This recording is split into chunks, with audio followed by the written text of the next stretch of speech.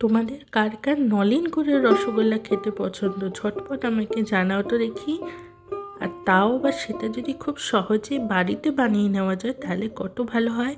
তো চলো খুব তাড়াতাড়ি দেখে নিই নলেন গুড়ের রসগোল্লা কীভাবে বানাবো। প্রথমেই আমি ফুল ক্রিম দুধ গরম করে নিচ্ছি 2 লিটার। দুধটা ফুটে গেলে তাতে আমি ভিনিগার আর জলের একটা মিশ্রণ আগে থেকে তৈরি করে রেখেছি, সেটা আমি অল্প অল্প করে দিতে থাকবো।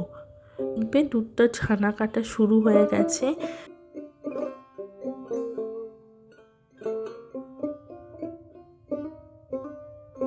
তো দুধটা পুরোপুরি ছানা কেটে গেলে তখন আমরা সাথে সাথে ওটাকে ছেঁকে নেব একটা মসলিন কাপড়ের সাহায্যে।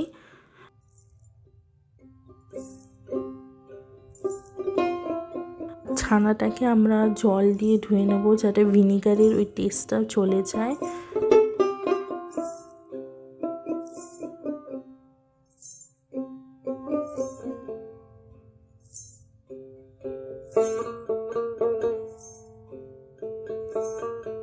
এক্সট্রা যে জলটা থাকবে সেটাকে আমরা স্কুইজ করে চেপে বের করে দিয়ে ওটাকে কিছুক্ষণের জন্য ওরকমই স্ট্যান্ডিং পজিশনে রেখে দেবো। তবে বেশিক্ষণ রাখবো না, কারণ বেশিক্ষণ রাখলে ছানাটা আবার শক্ত হয়ে যাবে। তো কিছুক্ষণ জলটা ঝরার পরই আমরা ছানাটাকে তারপর মেখে নেবো। ছানাটাকে হাত দিয়ে বেশ ঠেসে ঠেসেই মাখতে হবে যাতে ছানাটা পুরো সফট হয়ে যায়।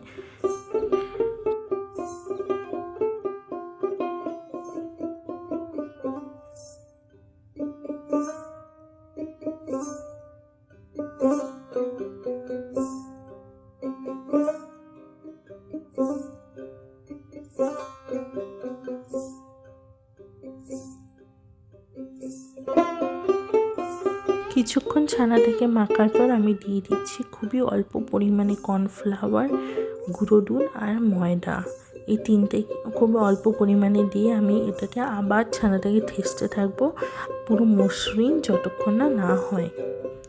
মসৃণ হয়ে গেলেই আমরা ওটাকে ছোট ছোট বলের আকারে দিয়ে দেবো। যদি মসৃণ না হয় তাহলে এই বলগুলো ভেঙে যাওয়ার চান্স থাকে, তো তার জন্যে জিনিসটাকে মসৃণ হওয়া অবধি করতে হবে।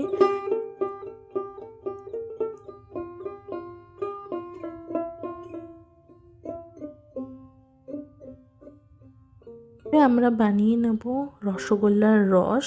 তার আমি দিয়ে দিলাম জল, তার মধ্যে অল্প পরিমাণে চিনি দিয়ে দিলাম, কারণ গুড়ের ইয়েতে সেরকম একটা মিষ্টিটা আসে না, মিষ্টির ভাবটা আনার জন্যই চিনিটা দেওয়া।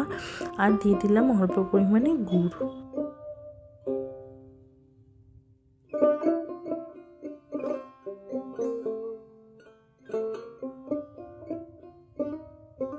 রসগোল্লা দিয়ে ওটাকে আমরা 10-15 মিনিটের জন্য ফোটালেই দেখো আমাদের গরম গরম নলেন গুড়ের রসগোল্লা একদম রেডি।